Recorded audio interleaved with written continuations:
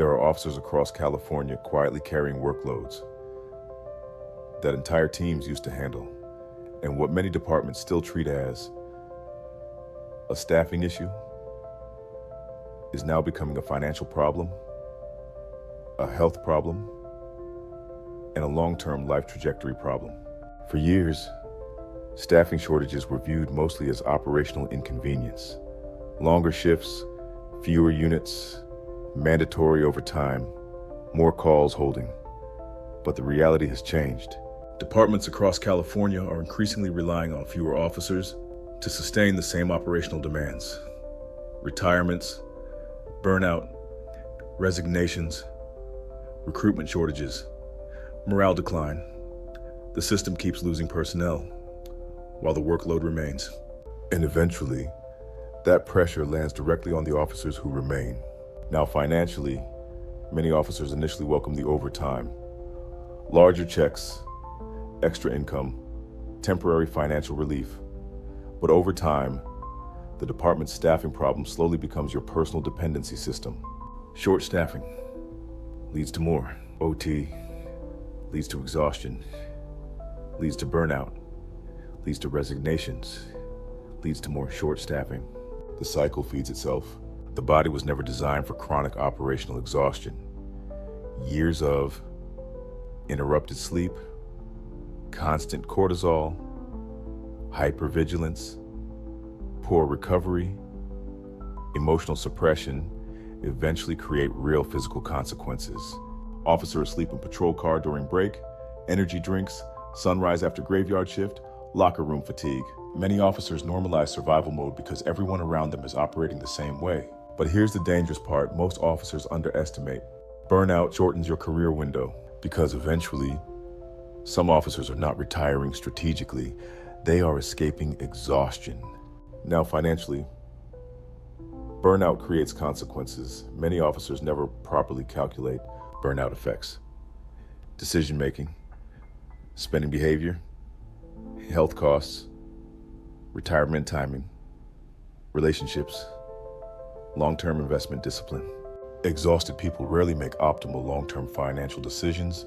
Then comes the hidden medical cost: high blood pressure, weight gain, chronic stress, hormonal disruption, sleep damage, back injuries, mental fatigue, and many officers spend years maximizing overtime income, while simultaneously damaging the body that must eventually carry them into retirement. The staffing crisis also quietly damages relationships. Longer shifts, missed holidays, mandatory holds, emotional fatigue, constant exhaustion. Over time, many officers become psychologically unavailable at home. And because many officers strongly identify with the profession, they often continue pushing themselves far beyond healthy operational limits. The thinking becomes, the department needs me. I can handle a few more years. Everyone else is doing it. But eventually, the body forces the issue. The dangerous illusion is this: many officers believe more overtime automatically equals more financial security. But overtime-dependent survival is not true financial stability. Because if your income requires chronic exhaustion, constant overtime, operational overextension, then your system itself is fragile. And eventually, injury, burnout, or emotional exhaustion can interrupt the entire structure. Many officers also psychologically rely heavily on future pension projections. But the dangerous part is, the body may not cooperate long enough to reach the ideal timeline comfortably. Some officers quietly realize they can financially survive the career, but physically cannot continue sustaining the lifestyle required to maximize the pension. This is why ownership thinking matters, because eventually, you realize the goal is not endless operational survival. The goal is building enough financial leverage that you reduce dependency on exhaustion-based income, pension, investments, IRA, brokerage, cash reserves, additional income streams. That structure creates flexibility, leverage, optional overtime, long-term control.